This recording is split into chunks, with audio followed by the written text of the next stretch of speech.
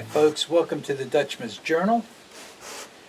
Today I thought I'd show you the ideas that I came up with on a new style of a skinning machine that has multi-functions to it.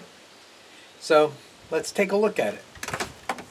The first thing I did was to bring my operation inside my fur shed, and I have a space here in the corner which is 53 inches wide and 60 inches deep, and I put down a 1/4 inch mat that is a stable mat that you can purchase at Tractor Supply. It's very inexpensive. I got one that had a few nicks in the corners, and I got a little discount on it, and so I put that down on the floor. And then I went ahead and my wall height is 8 foot, and so I have this beam that goes up, a 4x4 beam, which is 8 foot, and then I followed my ceiling on up, which peaks out at 10 foot. Now I use 4x4 3/16 aluminum box tubing, and the reason I was able to use that was because I found it, and actually I found two beams, two 8-foot beams that someone was throwing out. I wanted to go electric, so I went ahead and I went down to my local Harbor Freight, and I picked this winch up, 1,500 pound pull on this winch, and picked it up for less than 150 bucks. It has a remote that cables on over here to the side, so I can easily use this while I'm working on my hides. So I've made a brace on the bottom, which is fairly simple, all made out of angle iron. I had to buy this angle iron down here, but you could use angle iron from a bed frame, as I did up on the top there. That's old bed frame somebody threw out. Now I'm fortunate enough to be able to weld. I have my own welding equipment, so I was able to make that up with no problem. It's an inexpensive thing for you to take down to your local welding shop to have made up, and because it's so simple. And those little pulleys up there, I got them for $1 a piece at a yard sale. And probably in this whole unit as it stands here right now, as we're looking at it, I probably have I have less than 150 bucks in it, that's for sure. I know that. So, and if you like this design, you decide to make it yourself, this can all be constructed out of wood. You can use a 4x4 pressure treated beam. You don't need all of this fancy metal that I've gone to, but the metal certainly would be beneficial. While I'm at it, I'm going to show you, I put plastic on around the walls here. I still have to put my area in here where I'm going to have my knives set up so they're easy to access. But that's just plastic on the wall. Again, this is something someone was throwing out. I picked it up out of a dumpster, and I got a number of these pieces. This is just plain Lexan. It doesn't cut too well. You have to cut it pretty much with an angle grinder, or melt it. I guess you're really melting it. And I put it up against the wall just so any blood splatters or fat gets on there. It's easy to clean off. On this side here, I have a little piece of pegboard where I'll have some of my items attached to. So let me show you how this kind of works. I'm going to start off using this device because the first thing that you do is you skin your pelts. I've attached that frame to my beam,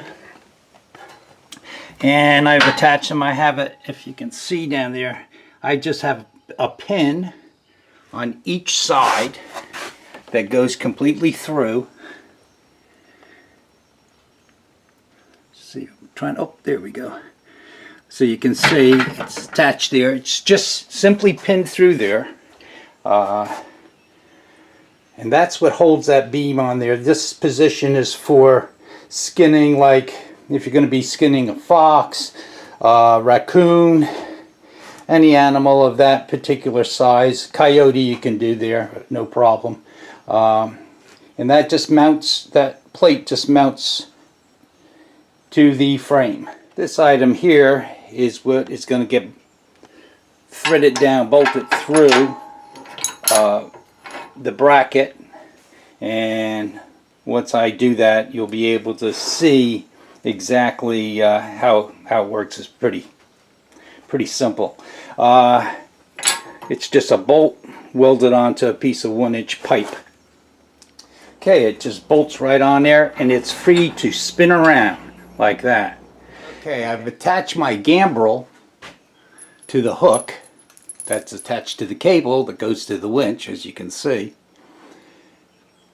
Alright, this is just one. I have a number of different gambrels I use for different things. I particularly like this for a lot of the smaller animals because this wraps around their legs and it won't pull apart if I put any string. Okay, next I want to show you how I'm going to grab onto the pelt as I'm pulling on it. Bought an inexpensive pair of vice grips. I call them vice grips. They're locking pliers. Vice grips are expensive, so I'm using cheap locking pliers. And to them I welded a 3/8 inch rebar to the tips of them, which allows you to grab onto the pelt without tearing it. There's a little trick to that also so that it doesn't slip out. And I simply drilled a hole into it and then ran this 1/8 inch 7x7 cable through it. Used a double ferrule on it, and I use this cable for my drowners for Beaver, and I have the little slide locks there. And the reason I use the slide lock is when you're working on this and you're attaching your pelt, sometimes you might be just a little bit off on an even pull. By putting the slide on there, I can actually taunt up the cable, taunt up, so that I can have an even pull on the hide as I'm pulling it from the body. And one of these goes on each side. I have two of them. A little hard to do while I'm holding the camera. It's really a two-hand operation. And I think I'm going to go ahead and weld a little washer rod on there just in case this might slip off of there. I doubt it. I've been testing this and it doesn't seem that it's going to slide out. I want to show you before I forget here what this whole machine was built around. Believe it or not, is this tub. Got this at Tractor Supply. And this tub slides underneath there very easily, and any blood or waste that drips off of the animal is going to in fact drop right down into that bucket there, so you don't have waste debris all over the place that you're working at. So that's step number one. That's the unit that would be used to pull the hide from, like I say, fox, raccoon, that type of an animal. Okay, next I have relocated the bracket, and I'm going to have to come up with a name for this bracket rather than just calling it bracket, but I'll think about that.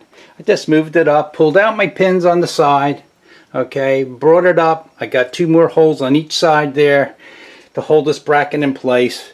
There's no way that you're going to, when this is pulled on or anything, that those pins would snap. It's just not going to happen. And if it is, forget it. You're not getting that hide off the body. Okay, same principle. I got my bucket down there on the bottom, bracket on the top. Let's say I want to do a beaver. This is a device that I made up out of wood, where I put my beaver inside of this here little trough, I guess it is, and it just makes it simpler for me to skin a beaver out. I mean, you could do it on a flat table if you so desire, but I just happen to like doing it in this, and so I've developed the system for my skinning machine. And what I have here is a 6-inch piece of PVC, and I've just heated it up. Unfortunately, it's like everything else that goes in life.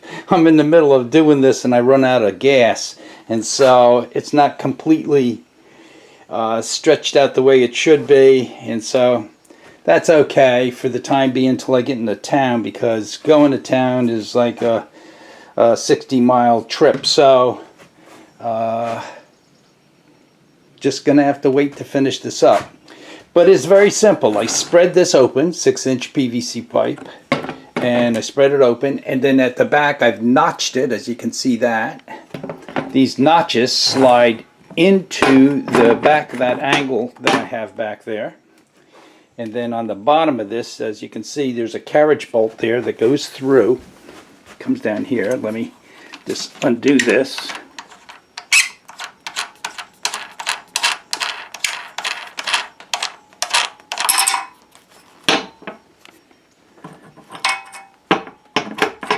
That goes down there, locks in to the bottom of the bracket. That's the same hole that was used for the skinning machine part. Okay, that thread's on there to lock this in place.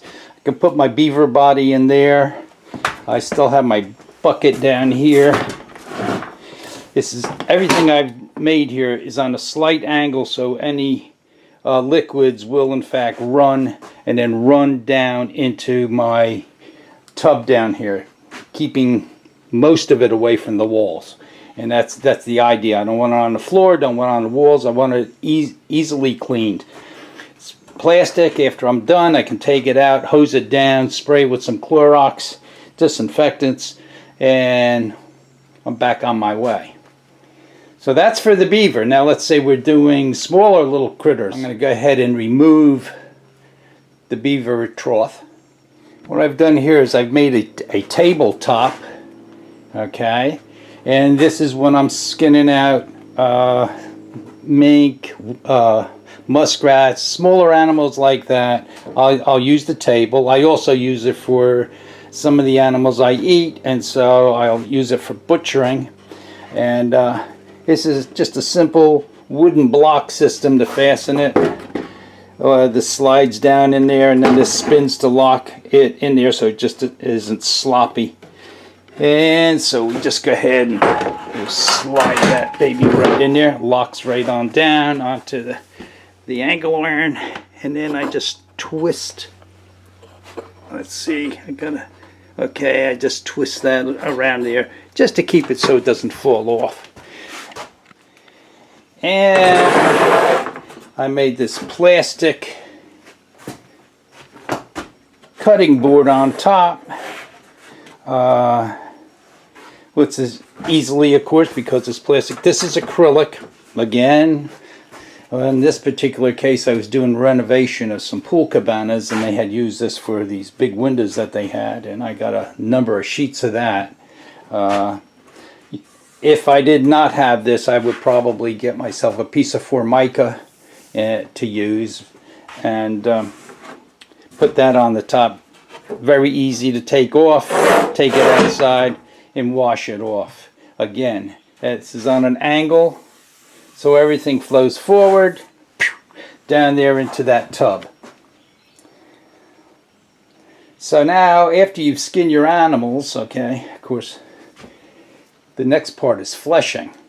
So how does that work on the system? Okay, I'm back down to the basics, basic frame. And now we're going to do our setup for the fleshing beam. Start off with a piece of tubing that I have left over from my beam itself. And as you can see, I've cut it on an angle. Now that angle, let's see if I can do it right now. This slides right inside those brackets. Okay, it slides right in there, and as you can see, just as it is right now, it sits just fine.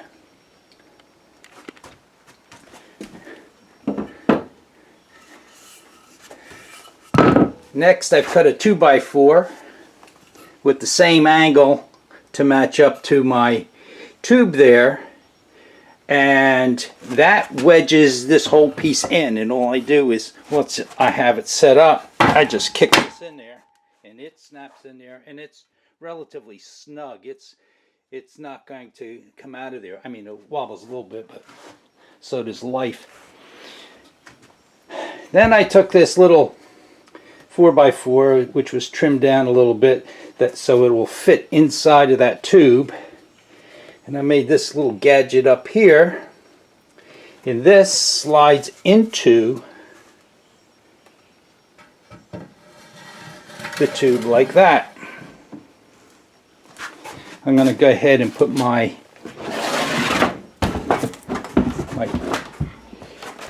tray back underneath there, just so you can see that, okay, because that's where it's going to sit.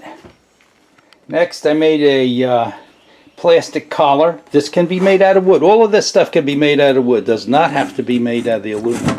And that collar slides down like that on there. It's like the same type of collar that you have for your dog. So anyhow, you put that collar on there.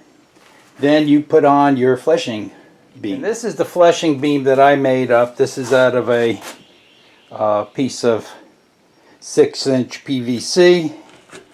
And what I've done is, you can see, I just shaped it out here. And I've put this notch in the bottom. And this notch slides over that notch slides in between that little bracket that you made down there, and you just push that straight on down, and it butts up against that plate that's in the back. And I like a high fleshing beam, and it comes up, because I'm tall, it comes up to the middle of my breastplate, but I like it high because that way when I'm fleshing, I'm actually using the weight of the animal, the fur, the pelt itself. The gravity helps me pull it down, okay? And then, as you can see, any debris, any fat and everything, it's going to fall down, hit that shield there, and then drop right into your bucket. So you're pretty clean as far as keeping the area from foreign debris. I mean, you're going to get a little splatter, but that's okay. I mean, that's all part of life. That's all part of living in the fur shed, you know, doing your job inside of here. But it's a neat, clean method. I do other things in this fur shed other than my pelts. So I want to be able to come in here and do these other tasks that I have. So there it is. That's your fleshing beam. Okay, you have a fleshing beam, you have a cutting board, you have the bracket to do the fur pulling, hide pulling I should say, and that's it. And everything that's made out of the metal here can be made out of wood. You don't even need the angle iron up there, although I recommend it. You can use pieces of wood on the side. I mean, I did that for years on a lot of my different setups for skinning. I used wood. Just happened to get to a point in my life where I said, you know, you're getting a little older, you need a little help, so we're going to the winch. So I hope you enjoyed looking at this. More than likely I will put together a set of plans on this that I'll make available for anybody that's interested in constructing something in this vein. You have to adapt it, of course, to your physical size and what you're looking for. And like I said, yeah, you don't need to use plastic. You could use a wood board back there, do the same thing. I would paint it up and make it so that nothing gets absorbed into it. But that's me. That's the way I operate. So, you have a good day. Any questions, give me a call. Well, I should say give me a call. Go ahead and text me. I don't want anybody calling me. I like to shut my phone off. So don't call. Contact me over the internet via email, or I go to the Lost Dutchman's Mind, and you could go ahead and contact me that way, and I will respond to you. So have a good day. Hope this was helpful. Hope this gets your little gray cells activated so that you might come up with an idea of your own, or you can adapt this idea for yourself. Have a good day.